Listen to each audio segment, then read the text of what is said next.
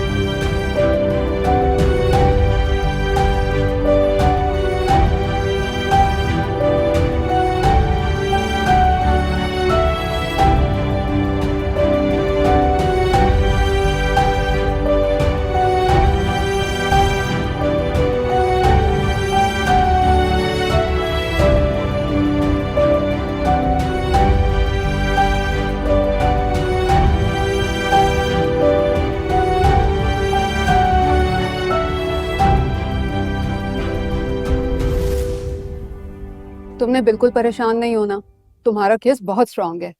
मेरे ख्याल से तो अगली पेशी में ही फैसला हो जाएगा, वरना मायरा, मुझे बात करनी तुमसे। मिस्टर सलमान, आप ऐसा बिल्कुल नहीं कर सकते। आप पर जो एफआईआर दर्ज है वो अभी खारिज नहीं हुई। मायरा, पैचअप की गुंजाइश है, तुम जानती हो पैचअप की गुंजाइश है। मैं तुम्हारे बगैर नहीं रह सकता, मैं मर जाऊंगा। प्लीज मायरा। नुसरत बहन, मेरी बात सुने। ये सब क्या हो रहा है? खून के रिश्तों में कहीं ऐसा होता है क्या? जो कुछ आप कर रहे हैं या करते रहे हैं, ऐसा भी तो नहीं होता। देखिए, घर के मामूली झगड़े घर में ही हल हो जाएंगे। अब ये जो तमाशा हो रहा है, इसके बाद ना आप कहीं मुंह दिखाने के लायक रहेंगे, ना हम। मेरे ख्याल में जो हो रहा है ना, बिल्कुल ठीक हो रहा है। सालों से जारी तमाशे का कहीं तो इख्तिताम होना चाहिए, और अल्लाह ने चाहा तो अब ये तमाशा खत्म होकर रहेगा। चलो मायरा, मायरा, सोचना जरूर मायरा।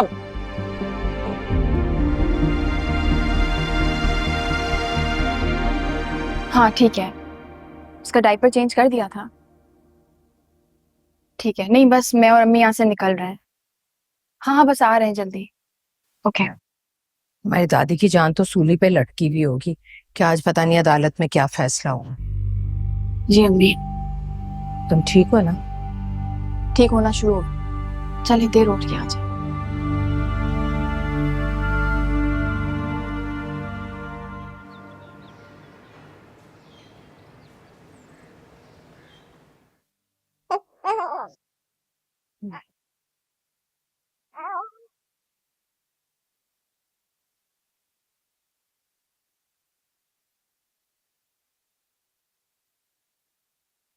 विशाल,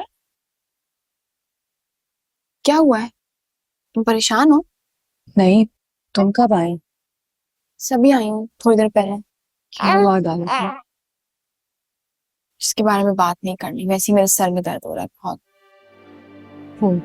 तुम ऐसा करो, इसको पकड़ो, मैं तुम्हारे लिए चाय बना के लाती हूँ। मैंने कहा है ना, तुम्हारे पास अच्छा लगता है। और सलान भाई आए थे?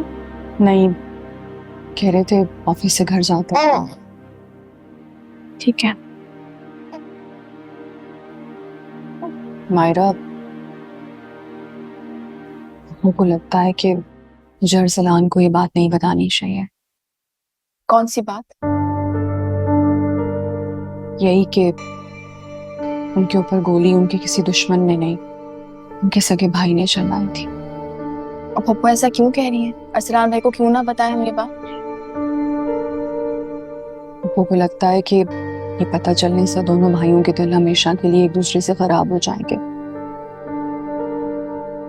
और हो सकता है कि उसके बाद वो दोनों एक दूसरे की शक्ल भी ना देखना चाहें।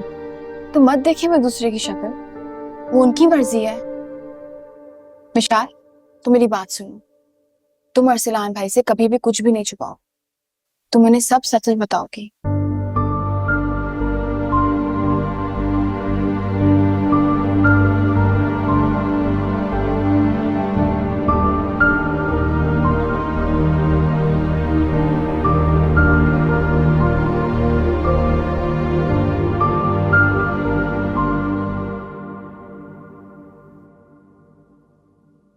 समन।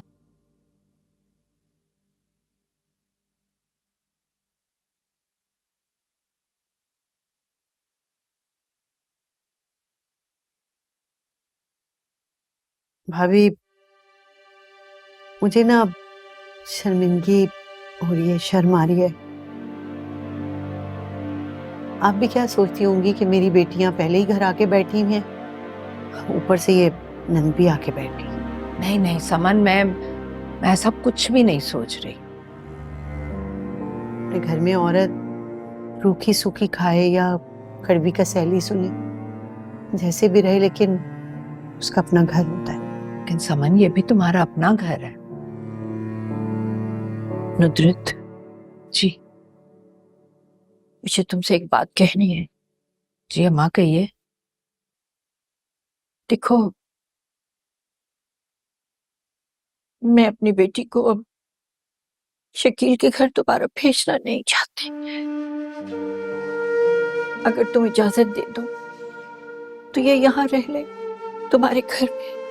नहीं नहीं अम्मा, सारी जिंदगी तो मैंने शकील के साथ गुजार दी। अब बस ये सलमान और मायरा का मसला हल हो जाए ना, तो मैं घर चली जाऊंगी।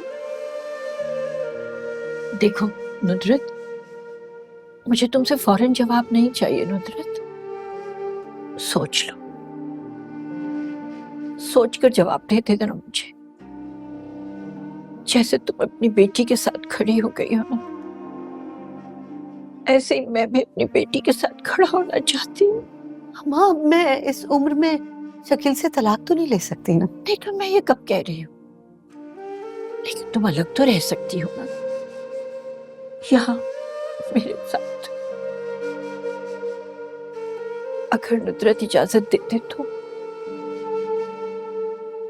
नहीं नहीं अम्मा,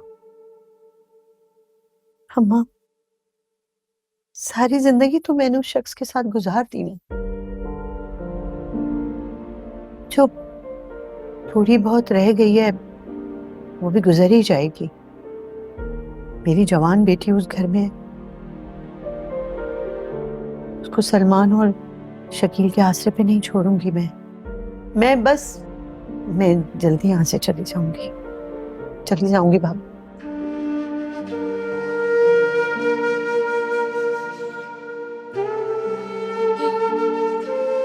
बहुत अच्छा किया तुमने, बहुत अच्छा किया तुमने जो तुम अपनी बेटी के साथ खड़ी हो गई। वरना 20-30 साल के बाद वो भी मेरी बेटी की तरह रो रही होती है।